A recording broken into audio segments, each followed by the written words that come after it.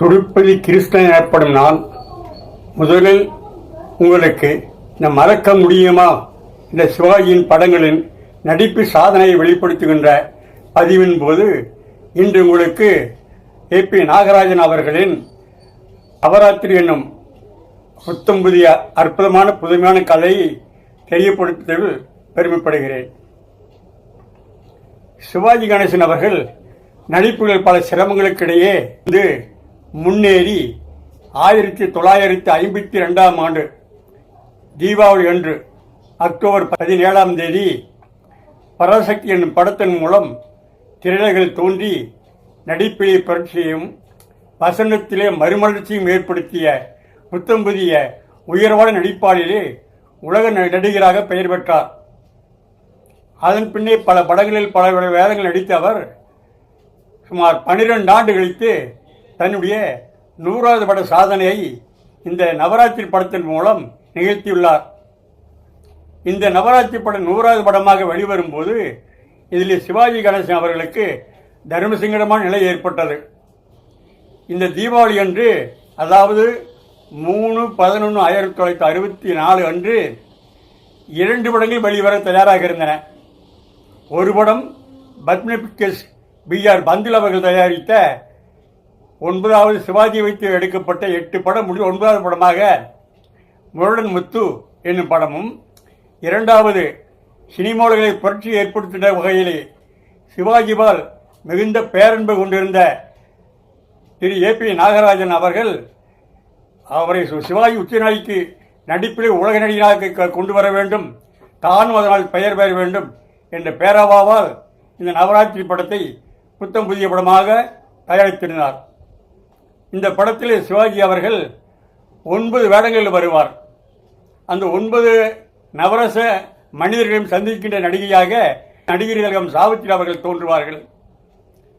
அவர் சந்திக்கும் நளினி என்ற வேடத்தோடும் அவர் சந்திக்கின்ற 9 வேடங்களையும் 9 மனிதர்களின் குணங்களையும் நடிகைகளும் அவர்கள் இதில் அற்புதமாக மாறுபடுத்தி விதவிதமாக காட்டியிருப்பார்.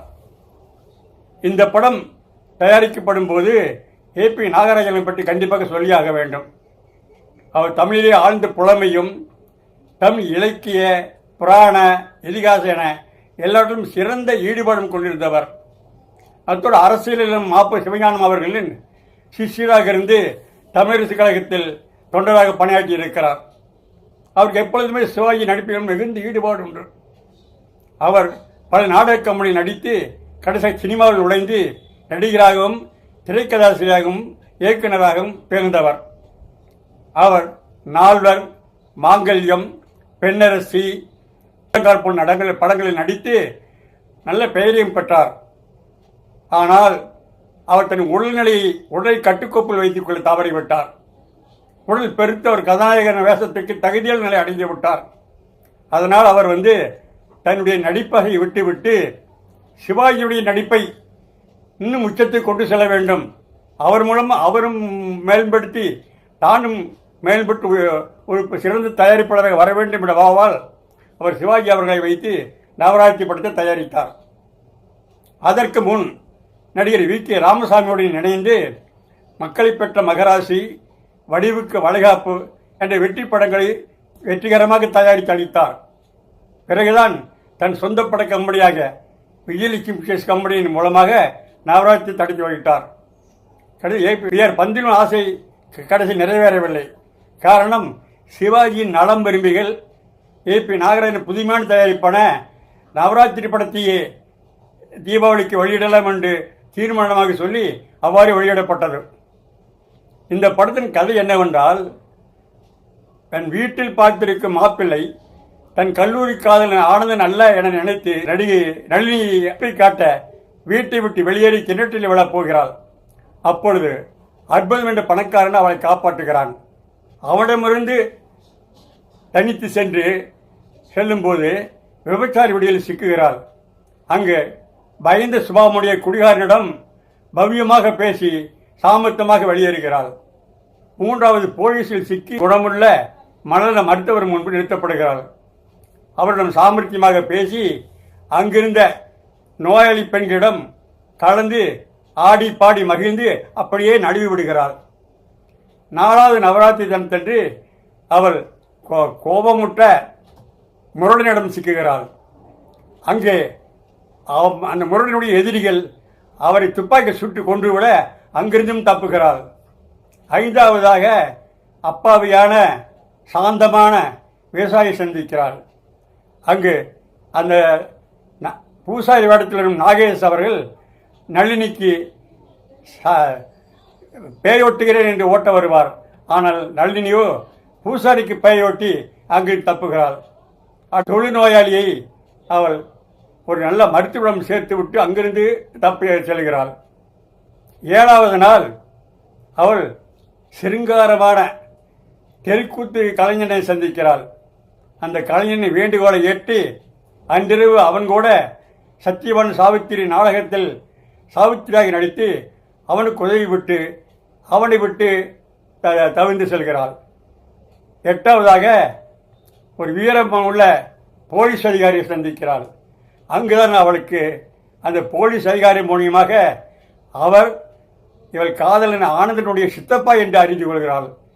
சந்தோஷப்படி மகிழ்கிற போது அவர் முயற்சியால் நவராத்திரி 9வது நாள் நளினிக்கும் ஆனந்தனுக்கும் சிறப்பாக திருமணம் நடந்தேறுகிறது. அந்த திருமணத்தில் நாளாமல் இறந்து போன கோபக்காரன் முருடனை தவிர்த்து மற்ற 7 நவரச மனிதர்களும் கல்யாணத்தில் கலந்து கொண்டு ஆசி கூறி வாழ்த்து கூறுகிறார்கள். இந்த படமானது ஒரு உச்சகட்ட வெற்றி படமாக அமைந்தது. அதாவது சென்னையை பொறுத்தவரையில் 4 தியேட்டர்களுடைய படமாக இது 3வது படமாக வெளிவந்து மதுரையில் 100 நாள், திருச்சி சென்ட்ரலில் 100 நாள், தமிழ்நாடும் வெற்றிகரமாக ஓடி நல்ல வசூலை தந்து தயாரிப்பாளர் ஏ.பி. நாகார்ஜுன அவர்களை ஒரு உயர்ந்த பட தயாரிப்பாளராக உயர்த்தியது. இந்த வெற்றியின் மூலம் அவர் பின்னாலே திருவிளையாடல், தில்லா நோகனாமல் போன்ற உயர்ந்த புராண படங்களை தயாரிக்க இது அடிகோலியாக என்றால் அது தவறில்லை. இந்த படமானது வெற்றிகரமாக ஓடிய காரணத்தால் இந்தியில் சஞ்சீவ்குமார் நடிக்கவும் தெலுங்கில் நாகேஸ்வரன் நடிக்கவும் தயாரித்து அங்கும் வெற்றி பெற்றார்கள்.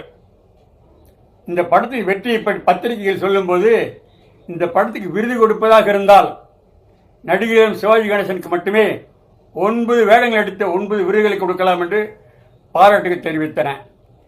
நடிகர்களும் சிவாஜி அவர்களோ இந்த படத்தை பற்றி கூறும்போது இது நடிகனுக்கும் நடிப்புக்கும் உள்ள ஒரு போட்டி என்று கூறினார். எத்தனையோ உலக படங்கள் தயாரிக்கப்பட்டிருக்கலாம். ஆனால் 2 வேடம், 3 வேடம், 4 வேடம் என்று கூட இருக்கலாம். ஆனால் 9 வேடங்களில் வித்தியாசம் காட்டி அற்புதமாக நடித்து உலக நடிகர்களுக்கு சவால் விட்டு ஒரே நடிகர்களும் சிவாஜி அவர்கள் என்று கூறினால் எந்த விதமான தவறும் இல்லை. ஆகவே நீங்கள் மீண்டும் அந்த படங்கள் வரும்போது அதை பார்த்து அவர் நடிப்பையும் அவர் ஈடு கொடுத்து நடித்த சாவித்திரி நடிப்பையும் பாராட்ட தவறாதீர்கள் என்று கேட்டுக்கொண்டு இத்தனை முடித்துக் கொள்கிறேன். நடிகர்களும் நடித்த பாகுப்பெருவிளை படம் அந்த கால பெரும் வெற்றி பெற ஓடிய காட்சி படமாகும்.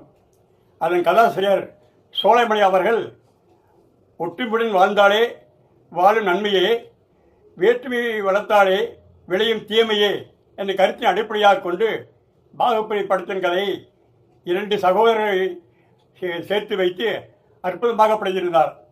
அந்த சகோதரராக டி.எஸ். பாலையாவும் எஸ்.சி. சுப்பையாவும் நடித்திருந்தனர். அவங்க பின்பு அந்த படத்தில் வருகின்ற கை ஊனமுற்றவராக இளம் வயதில் பட்டம் விடும்போது மின்சாரத்தை தொட்டு கை ஊனமடைந்தவராக சிவாஜி கணேசன் அவர்கள் இந்த படம் அதிக அற்புதமாக நடித்திருப்பார். அவர் நடிப்பை பாராட்டாத நபர்களே சினிமாவில் இல்லை. அந்த படம் பாகுப்பணியானது 1959ஆம் ஆண்டு ஆகஸ்ட் 31ஆம் தேதி தீபாவளி என்று நடிகர் சிவாஜி கணேசன் வெளியீடாக வெற்றிகரமாக வெறும் மாபெரும் வெற்றி படமாக அமைந்து வந்தது. அந்த படத்தோடு அவருடைய இன்னொரு படமான அவள் யார் என்ற படமும் வந்தது. ஆனால் அந்த படம் எதிர்பார்த்த வெற்றியை பெறவில்லை.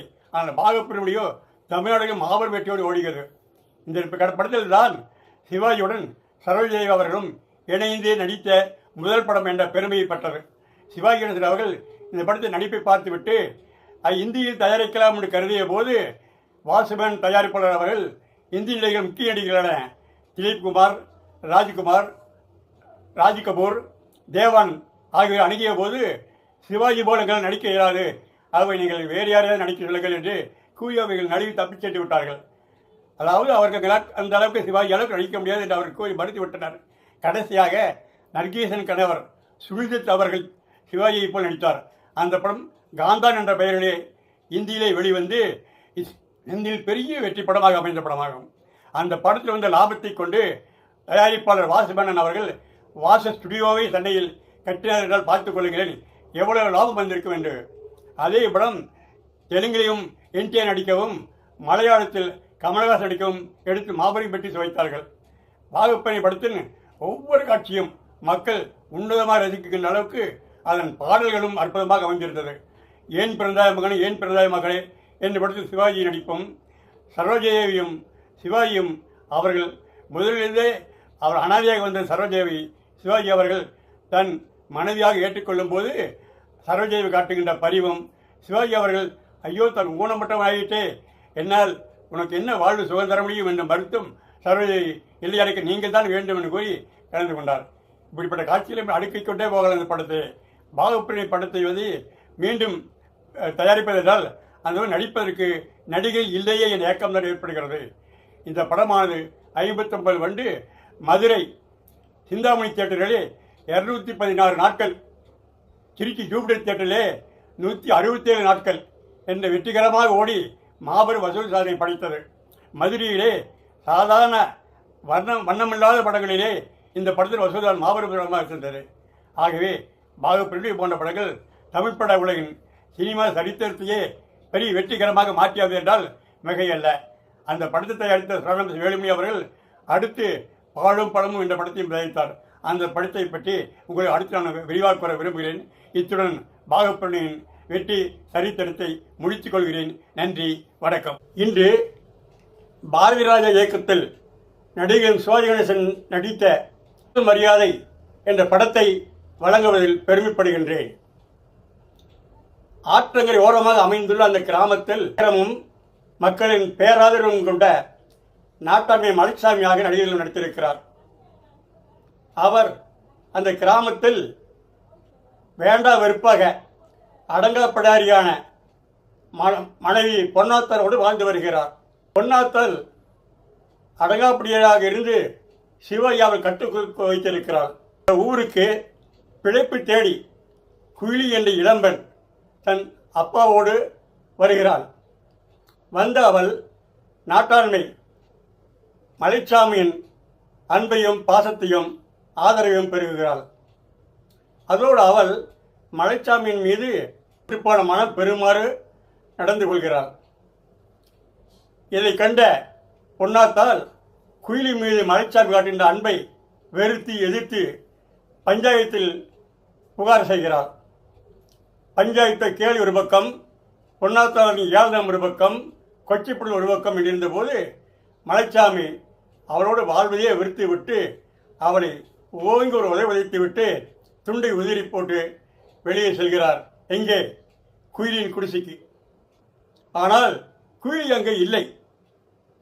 விசாரித்த போது குயிலி அது பரிசீலனையிலே வந்த ஒரு வயதானவர் மலைச்சாமி குடும்பத்தை பற்றி கேவலமாக பேச அது தாங்க முடியாத குயிலி அந்த படகின் துடுப்பால் அந்த பெரியவரை ஓங்கி அடித்து கொன்று விடுகிறார்.